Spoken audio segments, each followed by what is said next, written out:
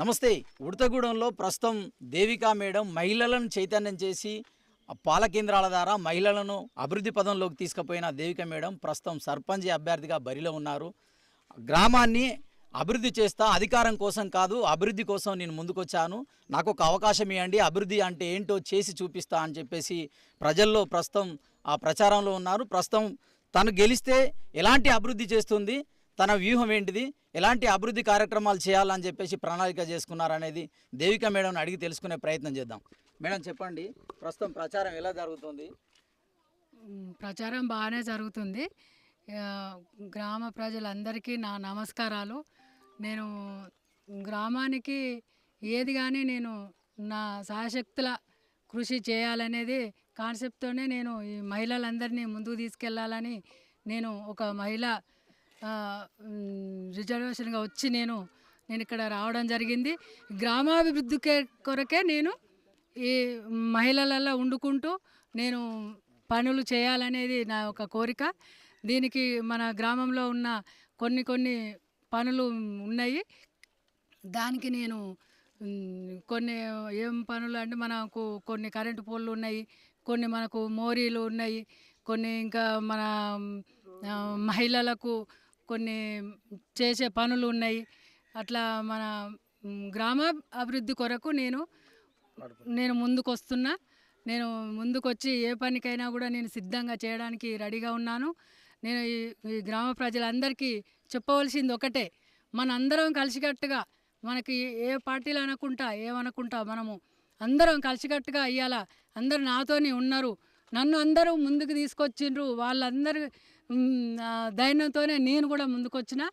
దానికి నేను వాళ్ళకు ఏ అవసరాలకైనా దేనికైనా కూడా నేను ముందుండి చేయడానికి సిద్ధంగా ఉన్నాను. దానికి కొన్ని పనులు కూడా ఇంకా ఆగిపోయినవి ఉన్నాయి. ఆ పనులన్నీ నేను చేసి చూపెడతా. గెలిచిన తర్వాత నాకు గెలుపు వీళ్ళందరూ నాకు ఇస్తే నేను కూడా ఈ అవకాశాన్ని వినియోగించుకొని నేను అన్ని పనులు చేయడానికి సిద్ధంగా ఉన్నాను. నా పేరు దేవిక. ఉంగరం గుర్తుకు ఓటేసి నన్ను ఆశీర్వదించాలని కోరుకుంటాను.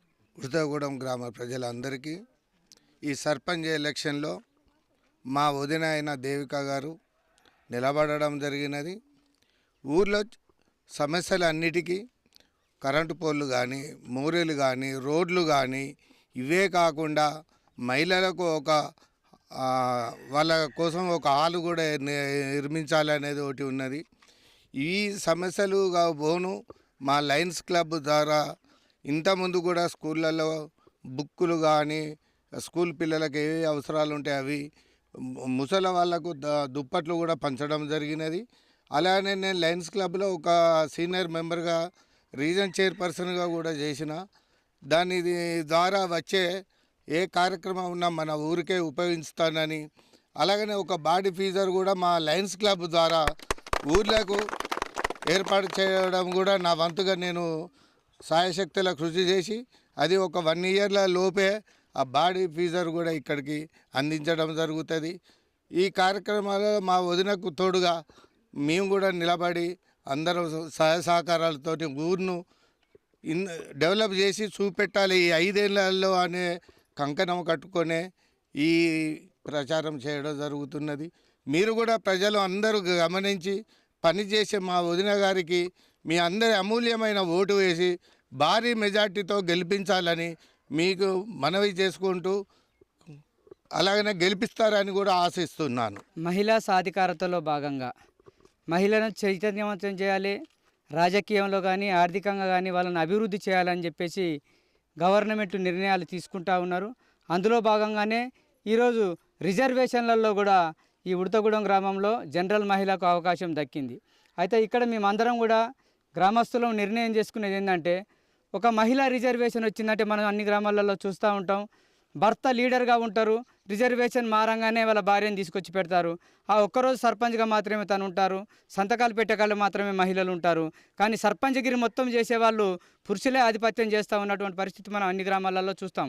కానీ ఇక్కడ మా గ్రామంలో మేము అంత నిర్ణయించుకునేది ఏంటంటే, ఇక్కడ ఉన్నటువంటి దేవిక గారు వారు భర్త చాటు మహిళగా లేరు.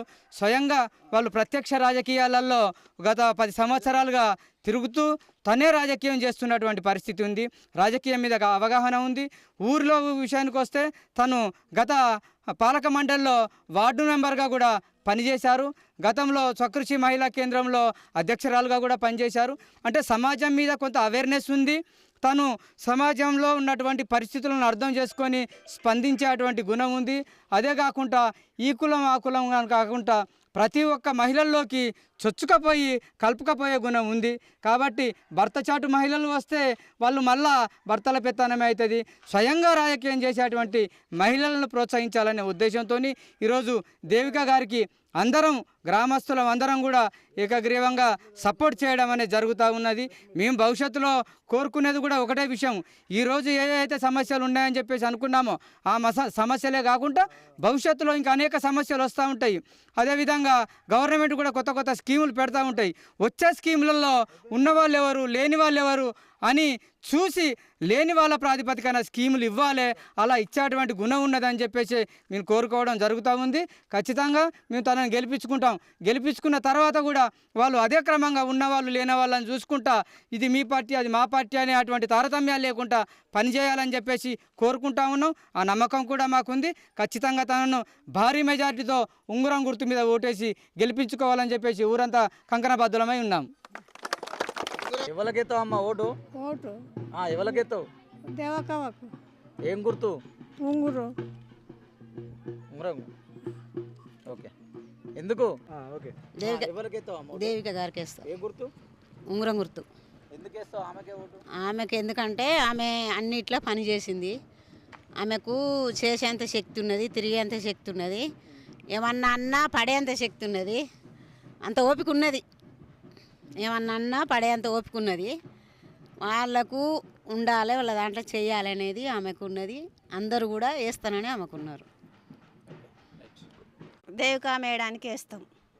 ఏం గుర్తు? ఉంగరం గుర్తు. ఎందుకు ఆమెకి ఎందుకు వేస్తా అంటాను? ఆమెకు తిరిగే అంత టాలెంట్ ఉన్నది. ఆమె అందరినీ ఒకేలాగా చూస్తుంది.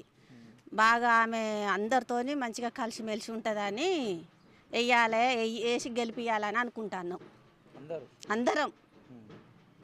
అందరం ఆమె దిక్కే ఉన్నారు, ఆమె సైడే ఉన్నారు. ఆమె గుణగణాలు కూడా చాలా బాగుంటాయి. ఈ ఊరే ఎట్లా ఉన్నది? ఎవరు నిలబడరు ఎలక్షన్లలో? దేవిక నిలబడి. ఏం గుర్తు? ఉంగరం గుర్తు. నీ పేరు? అనసూయ. ఎవరు మీది? ఈ ఊరే. ఎవరు ఓట్లలో ఎవరు నిలబడరు సర్పంచ్గా? దేవిక. ఎవరికి ఇద్దాం అనుకుంటాను? ఆమెకే. ఇంకోళ్ళు ఎవరు? గ్యాస్ అంటాన్లు, ఏందో ఏం అంగి అంటాన్లు. ఎవరికి ఇద్దాం అనుకుంటాను? ఇక గ్యాస్కి అవుతుందో అది తెలుస్తుంది ఎక్కువ కాదు. ఉంగరం దేవికకు. ఇక గాసు గీస అన్నది అది కూరగా అది తెలియలేదు. సరే.